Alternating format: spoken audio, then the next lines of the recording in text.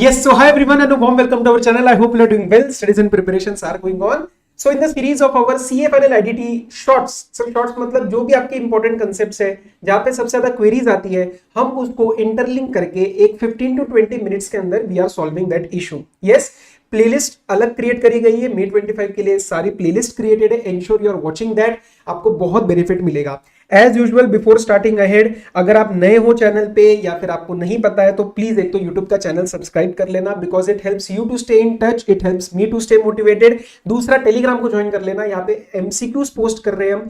जिस दिन आईडीटी करने का मन ना हो उस दिन बिंच सॉल्व कर लेना. I am giving you the guarantee you will learn a lot of new points that might not have strike when you are covering the syllabus. Okay, and बाकी अपडेट्स भी चलते हैं, डिस्कशन भी होता है, डाउट्स डिस्कशन होता है, तो वो सारे इसके अंदर चलता रहेगा. लिंक मैंने डिस्क्रिप्शन में भी वैसे दिया हुआ है. दूसरी बात, ये वाला जो पीडीएफ कहां मिलेगा, मैं आज के दिन 4 अप्रैल को I will be posting this on the Telegram. तो मैं उसको पिन नहीं कर पाऊंगा क्योंकि बहुत सारी पोस्टिंग चल रही है, जितने वीडियोस चल रहे हैं. सो प्लीज उसको उस दिन का हिसाब से आप देख लेना, डाउनलोड करके रख लेना. ठीक है, चलो. अब sir, this is one of the most repeated query कि प्रॉपर्टी ऑन रेंट के बारे में सर का क्वेरी रहता है. आरसीएम है, एफसीएम है, कमर्शियल है, रेसिडेंशियल है. तो इस वीडियो के अंदर we will apply 15 to 20 minutes and हम उसको पूरा सॉल्व कर लेंगे. लास्ट में जाके मैंने एक एग्जांपल पिक किया, उसको भी पकड़ लेंगे. इसके सिवा आपको एग्जाम में कुछ पूछा नहीं जाएगा, उतना भरोसा करो, अच्छे से समझो. एक बार होने के बाद खुद का रिवीजन आपको करना पड़ेगा. यस, बिकॉज आपका सेल्फ स्टडी का जो टाइम होएगा आफ्टर दिस वो कम हो जाएगा and you will understand everything properly. चलो फटाफट सर शुरू करते हैं. So what I am talking about this is 360 degree analysis. मतलब इसका RCM provision, FCM provision, exemption provision, GST लगेगा नहीं लगेगा, एग्जांपल, ऐसा सब कुछ हम कवर करेंगे. So property on rent. अब यहाँ पे क्वेरी आता है सर रेंट नहीं क्या परचेस किया तो क्या? अगर प्रॉपर्टी परचेस करते हो तो that is not a movable property. Immovable property is not a movable property, hence it is neither goods nor services, it is outside the scope of GST. लेकिन अगर आपने एक अंडर कंस्ट्रक्शन प्रॉपर्टी खरीद ली तो आप कंस्ट्रक्शन की service लेते हो. If you remember schedule number 2, then it will be categorized as a supply of service. लेकिन अगर बनी बनाई प्रॉपर्टी खरीदते हो, इसका मतलब वहां पे कंडीशन डली थी कि 100% of the consideration is received after earlier of 2 dates, first being the completion certificate, the second being the first occupation date. तो उस केस में जीएसटी नहीं लगता. तो परचेज वाली बात आपकी क्लियर है. अब हम रेंट की बात स्टार्ट कर रहे हैं. अब सुनो, एक नोट है बेसिक अंडरस्टैंडिंग के लिए. Analysis of FCM RCM will apply only if the GST is applicable at the first place. आपको ना अपना दिमाग स्ट्रक्चर्ड थिंकिंग के मैनर में चलना है. हम क्लास में ये शब्द बहुत यूज करते हैं, एक स्ट्रक्चर्ड थिंकिंग और एक फील फैक्टर. मतलब चीजें समझनी है और स्ट्रक्चर्ड थिंकिंग करनी है. पेपर में आपके सामने ट्रांजैक्शन आया, आप आरसीएम एफसीएम की तरफ पहले भागते हो? नहीं, पहले आपको ये पता करना है कि जीएसटी लगेगा या नहीं लगेगा. अगर नहीं लगेगा then the RCM FCM provision stands moot, it is invalid, it is not applicable. If the GST is applicable then we are going to talk about the RCM FCM provision. First मैं आपको individually बताऊंगा, फिर मैं आपको एक chart के through बताऊंगा and then we will cover an example. तो इंडिविजुअली पहले में चैप्टर नंबर 4 आपका एग्जाम्पशन है. फटाफट से अगर मेरी आईडीटी कंसाइज से पढ़ रहे हो या किसी की बुक से पढ़ रहे हो तो एक बार खोल के बैठ जाओ. एंट्री नंबर 12 में we talked about the exemption. अब एग्जेम्पशन क्या है? एंट्री नंबर 12 में the property that we are talking about is residential unit except student residences, PG, hostel, camps भी इसके अंदर कवर हो जाता है. अब सुनना, जो आपके जैसे फ्लैट होते हैं जो पीजी पे दिए जाते हैं, है ना, तो वो इसके अंदर में कवर नहीं कर रहा. क्यों? मैंने उसको यहां से हटा के मैंने उसके लिए एंट्री नंबर 12 AA लाया. ये आपको May 25 से ढंग से अमेंडेड पढ़ना है. ठीक है, हमारी बुक में अमेंडेड है. अगर पुराना आप पढ़ रहे हो तो प्लीज एंश्योर करना everything is up to date. So I am talking about a residential unit except student residences, PG and hostel. तो सर ये किसकी बात कर रहा है? फील फैक्टर समझो ना, कि मैंने अपना घर किसी फैमिली को रेंट पे दे दिया, जैसे एक हस्बैंड वाइफ आके रह रहे हैं, एक फैमिली आके रह रही है, तो ये उस तरीके की रेंटल को कवर कर रहा है. सर ये इन्होंने रेसिडेंस, स्टूडेंट रेसिडेंट, पीजी और हॉस्टल को क्यों यहाँ से हटा दिया? वो रेसिडेंशियल यूनिट तो है लेकिन वहां पे कहीं ना कहीं एक कमर्शियल एंगल इन्वॉल्व हो जाता है कि आप पर मंथ बेसिस पे पीजी वगैरह पे 4 स्टूडेंट्स 5 स्टूडेंट्स को रखते हो. यस, तो मैंने उसके लिए एक अलग से एंट्री प्रोवाइड करी, entry number 12AA, in which I will provide 2 separate conditions. Clear? तो प्रॉपर्टी कौन सी है? Residential property. आ जाओ, अब एग्जेम्पशन पढ़ते हैं. Supplier can be any person. Supplier can be any person. यहां पे सप्लायर रजिस्टर्ड भी हो सकता है, मतलब ये ओनर है प्रॉपर्टी का.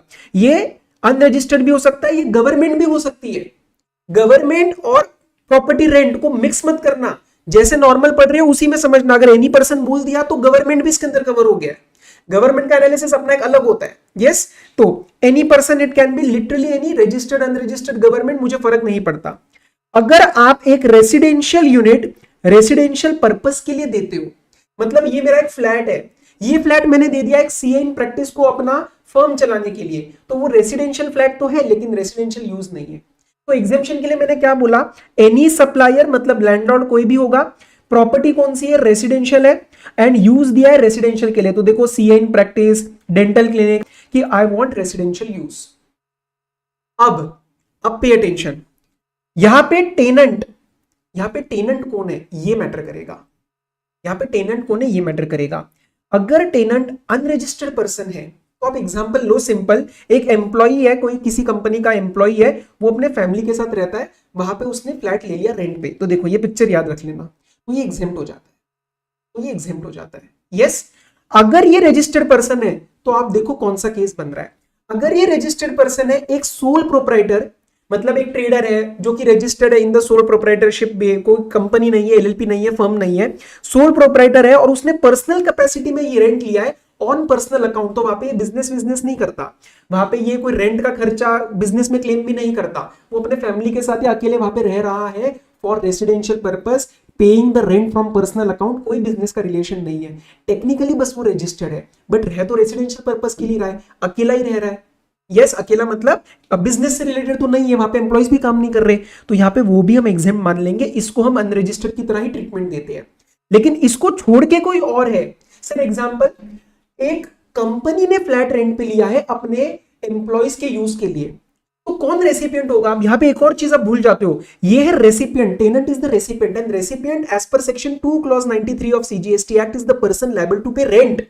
तो यहां पे अगर एक कंपनी ने या किसी बैंक ने लेट से अपने एम्प्लॉइज के लिए लिया है, या किसी कंपनी ने जो कि रजिस्टर्ड है उसने अपने डायरेक्टर्स के लिए लिया है रहने के लिए, तो वो कंपनी और बैंक जो जिसको मैं रजिस्टर्ड मान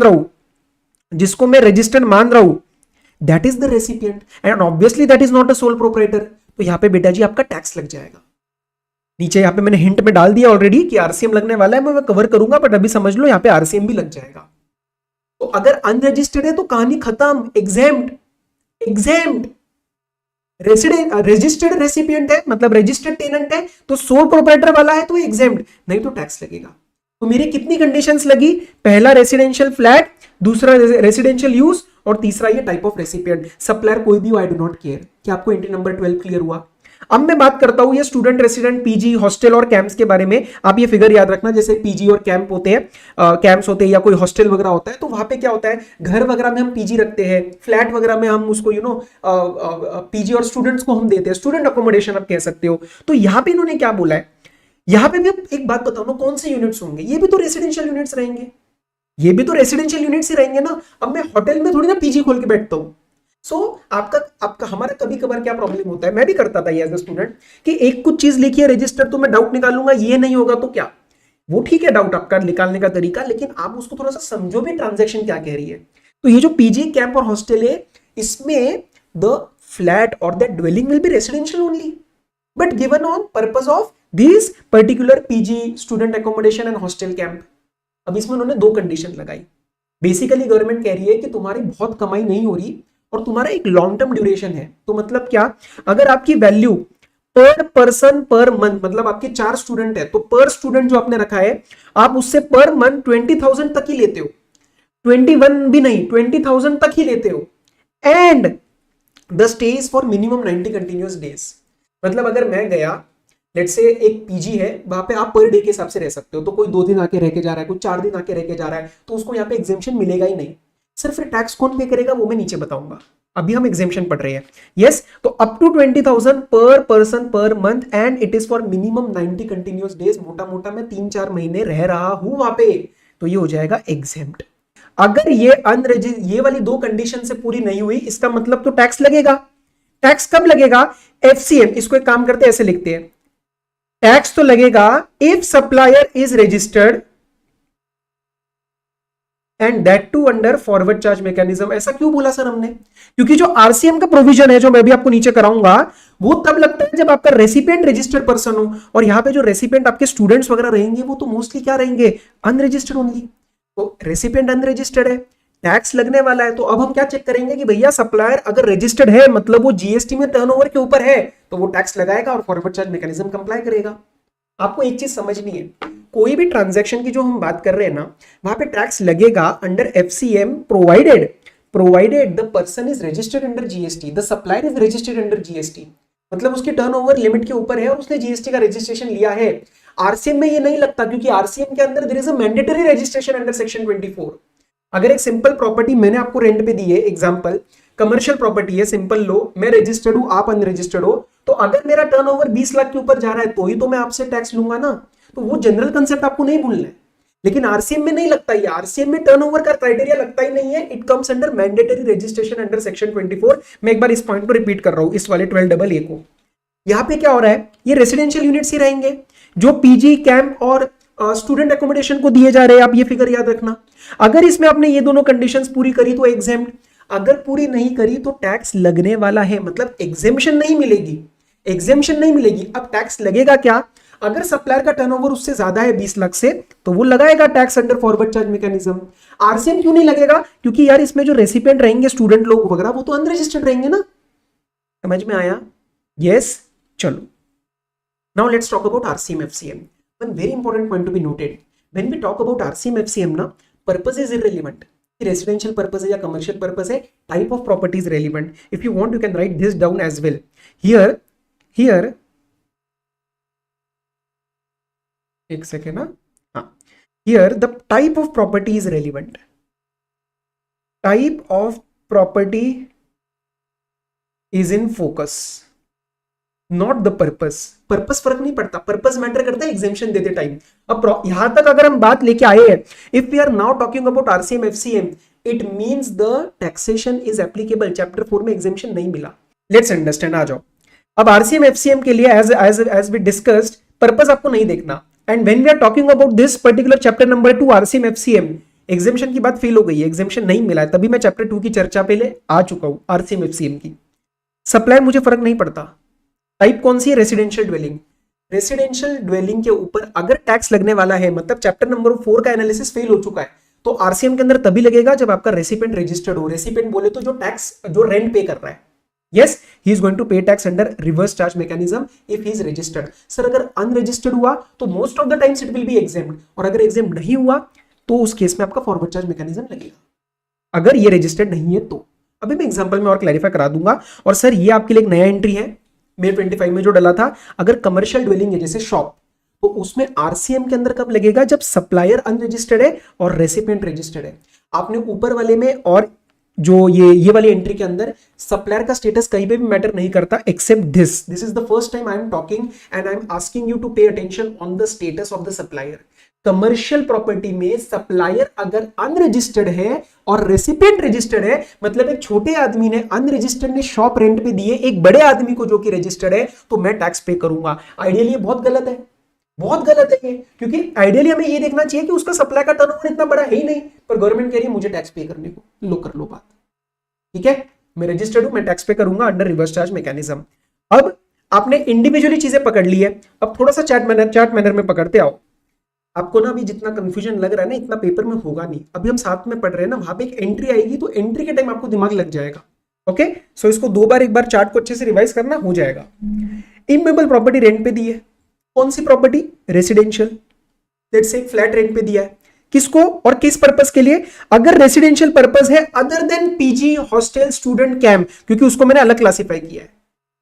दो कंडीशन थी ना, रेसिडेंशियल प्रॉपर्टी, रेसिडेंशियल पर्पस, मैंने दोनों कंडीशन यहां पे लगा ली। सर सप्लायर के बारे में क्यों नहीं लिखा, मैटर ही नहीं करता ना, सप्लायर कोई भी हो, if you want you can right it down here. Supplier status was irrelevant here, supplier status was irrelevant, कोई भी हो सकता था, एनी पर्सन, कोई कंपनी हो सकती है, गवर्नमेंट हो सकती है, इंडिविजुअल हो सकता है, फर्म हो सकती है, आई डू नॉट केयर। तो अगर आपने ये residential purpose other than PG hostel वाला अगर आपने दिया है किसी अनरजिस्टर्ड पर्सन को, तो ये तो एग्जेम्प्ट है। सर अगर रजिस्टर्ड को दिया है तो उसके अंदर मुझे देखना पड़ेगा क्या वो सोल प्रोप्राइटरशिप वाला कंडीशन है, अगर वो सोल प्रोप्राइटर वाले कंडीशन को कंप्लाई करता है तो एग्जेम्प्ट हो जाएगा, लेकिन अगर उसको कंप्लाई नहीं करता तो टैक्स लग जाएगा अंडर आरसीएम। क्यों, क्योंकि रेसिडेंशियल ड्वेलिंग में आरसीएम लगता है अगर आपका रेसिपिएंट रजिस्टर्ड पर्सन हो, जो मैंने ये लिया है।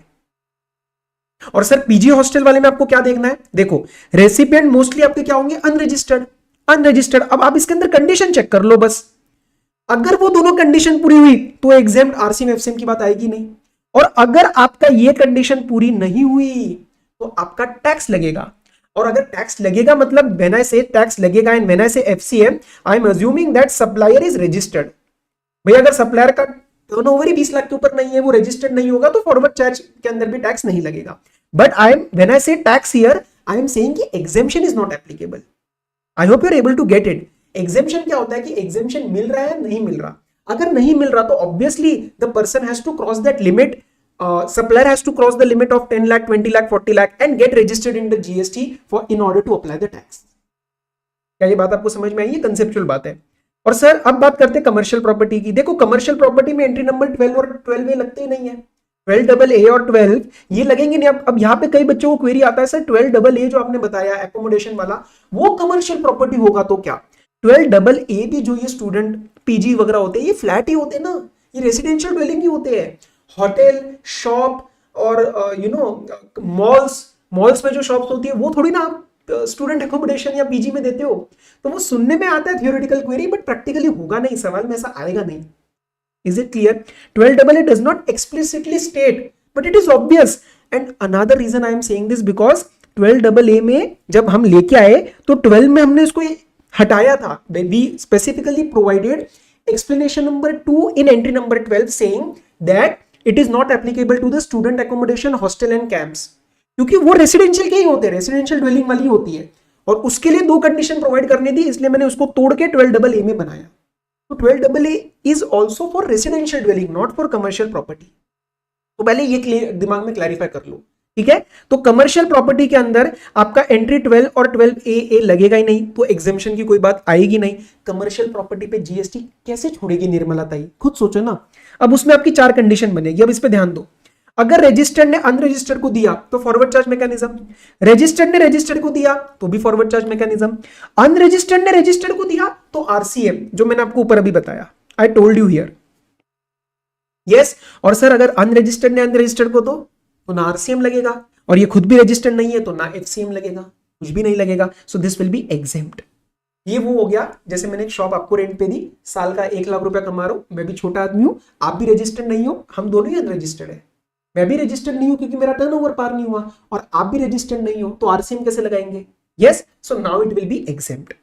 I think this is now clear. अब इसके सिवाय मैंने कुछ चैप्टर्स के एनालिटिकल पॉइंट्स यहाँ पे लिंक करके दिए हैं, ध्यान रखना। अगर गवर्नमेंट कोई चीज रेंट पे देती है, if government gives any immovable property on rent except when the government is Indian railways, Indian railway को छोड़ के अगर कोई गवर्नमेंट आपको रेंट पे कोई प्रॉपर्टी देती है तो वहां पे अगर registered person is the recipient तो ही आरसीएम लगता है।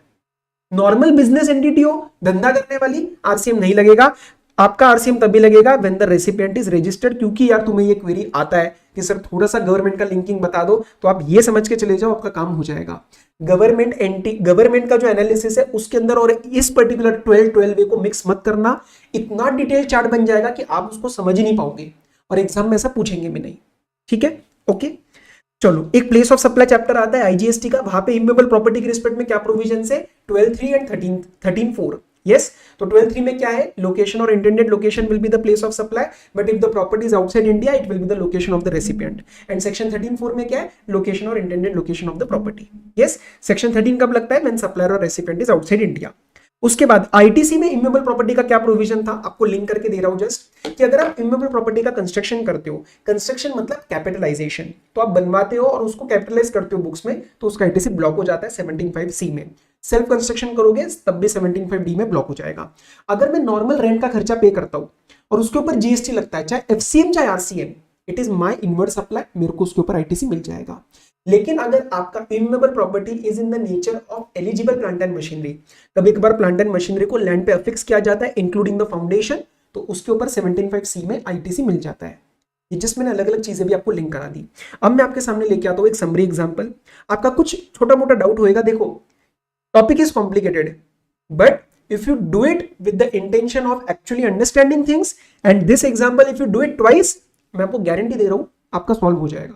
कोई डाउट रह जाए तो आप मुझे एक बार कमेंट में डाल देना, मैं क्लैरिफाई कर दूंगा, ठीक है?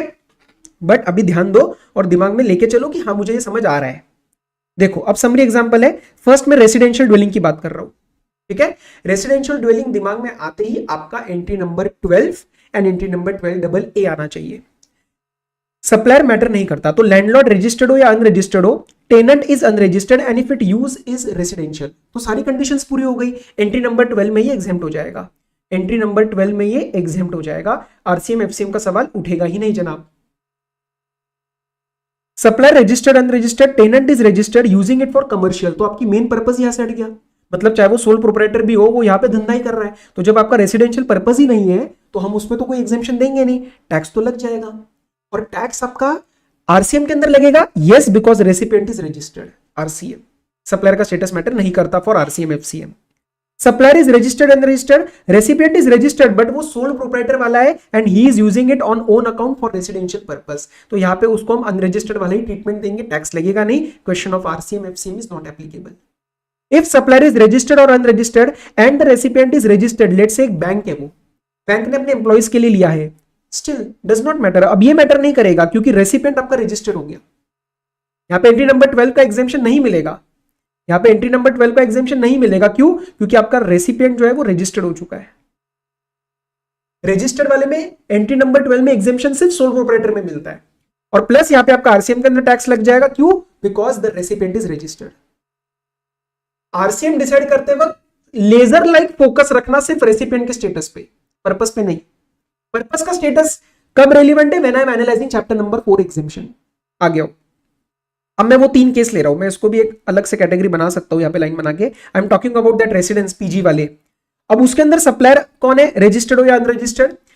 If the recipient is unregistered, देखो इनमें अनरजिस्टर्ड ही रहेगा, स्टूडेंट वगैरह जो रहते हैं तो वो अनरजिस्टर्ड है, और अगर वो 2 कंडीशन पूरी हुई तो आपको एग्जेम्पशन मिल जाएगा। 2 कंडीशन क्या है? 20,000 वाली और 90 continuous days. RCM FCM question not applicable. Yes, इसको थोड़ा सा एक्सटेंड कर देते लाइन को आगे। अगर आपका सप्लायर रजिस्टर्ड है, अब सर आपने इसको रजिस्टर्ड अनरजिस्टर्ड अलग क्यों किया? क्योंकि मैं टैक्स लगाने वाला हूं, तो मुझे आरसीएम एफसीएम डिसाइड करना है। अगर और ऊपर एग्जाम था इसलिए मैटर नहीं किया। सप्लायर रजिस्टर्ड है, रेसिपिएंट अनरजिस्टर्ड है, और ये रेसिडेंस पीजी वाले में 2 कंडीशन पूरी नहीं हुई, इसका मतलब आपको एग्जेम्पशन तो ही नहीं मिलने वाली। यस, एग्जेम्पशन तो नहीं मिलने वाली। और अगर आपका सप्लायर रजिस्टर्ड है, मतलब वो जीएसटी में रजिस्टर्ड है, टर्नओवर उसका ऊपर है, तो आपका टैक्स फॉरवर्ड चार्ज मैकेनिज्म में लगेगा। लेकिन अगर उसी जगह बाकी सब सेम है, आपका सप्लायर अनरजिस्टर्ड है, तो वो भी छोटा आदमी है, तुम भी छोटे आदमी हो, तो ये वैसे एग्जेम्पशन में तो कवर नहीं था, बट यहां पे टैक्स नहीं लगा। Why? Because the supplier is unregistered. इतना बड़ा बिजनेस ही नहीं है उसका, इतना टर्नओवर ही नहीं है, तो उसकी वजह से नहीं लगा। बढ़ जाता तो टैक्स लग जाता। ठीक है, चलो अब कमर्शियल प्रॉपर्टी पे आ जाओ। Commercial is very easy because the exemption is not applicable. Residential वाले में आप एंट्री नंबर 12 और 12AA ये हमेशा दिमाग में रख लेना। आओ, registered to registered commercial property है, forward charge mechanism. Registered to unregistered commercial property है, still forward charge mechanism, tax तो नहीं छोड़ेंगे, सप्लायर रजिस्टर्ड है। अनरजिस्टर्ड टू अनरजिस्टर्ड, ओहो छोटो, दोनों ही छोटे आदमी है, सप्लायर का भी इतना बड़ा काम नहीं है, आरसीएम भी नहीं लगा सकते क्योंकि रेसिपिएंट अनरजिस्टर्ड है, तो भैया इस केस में हम टैक्स छोड़ देंगे, non applicable. Unregistered to registered, हाँ ये वैसे लगना नहीं चाहिए था, सप्लायर का काम छोटा है, लेकिन पकड़ लेंगे, झांसे में पकड़ लेंगे रेसिपिएंट को क्योंकि वो रजिस्टर्ड है, आरसीएम में लगा देंगे। ये आपकी नई एंट्री ऐड हुई थी चैप्टर नंबर 2 में। अब यहाँ पे बच्चे का क्वेरी आता है, सर कमर्शियल में अगर रेसिडेंशियल पर्पस हो, यार देखो अब वो क्या है, बनाने के लिए तो कुछ भी क्वेरी बना दे और अपने आप को कंफ्यूज करे, क्यों कर रहे हो? शॉप में जाके कोई सोता है क्या? एक फैमिली अगर रह रही है तो वो क्या एक किराने का शॉप, मॉल की शॉप या कोई भी कमर्शियल प्रॉपर्टी वहां पे रह के अपना बोरिया बिस्तर लगा देगी क्या? ऐसे नहीं होता है। तो you have to apply from logic also. एक और सवाल आता है काफी रिपीटेड, सर अगर रेसिडेंशियल फ्लैट दिया रेंट पे कंपनी को जो कि अनरजिस्टर्ड है, जो अपने एम्प्लॉयज के स्टे के लिए यूज कर रही है, यहाँ पे एग्जेम्प्ट हो जाएगा। क्यों? ऊपर बैंक वाले में मैंने टैक्स किया था क्योंकि मैंने बैंक को रजिस्टर्ड माना था। इसके अंदर रेसिपिएंट कौन है बताओ मुझे? अगर ए लिमिटेड को रेंट पे दिया है तो that is the recipient under section 2 clause 93, that is the recipient under section 2 clause 93 of CGST act. Yes, तो अगर वो अनरजिस्टर्ड हो गया, मेरी क्या क्या कंडीशन थी? सप्लायर तो मुझे मैटर ही नहीं करता तो मैंने छोड़ दिया। फर्स्ट था रेसिडेंशियल फ्लैट, यस पूरा हो गया। दूसरा था अनरजिस्टर्ड पर्सन, देखो ये भी पूरा हो गया, अनरजिस्टर्ड है, अनरजिस्टर्ड है। और तीसरा था रेसिडेंशियल पर्पस, तो उसके एम्प्लॉयज रह ही तो रहे हैं वहां पे, वो थोड़ी ना धंधा चला रहे हैं।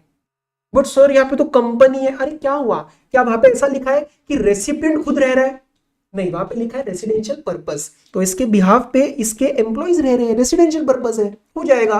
And this was same clarified by the authority of advance ruling in the state of Maharashtra.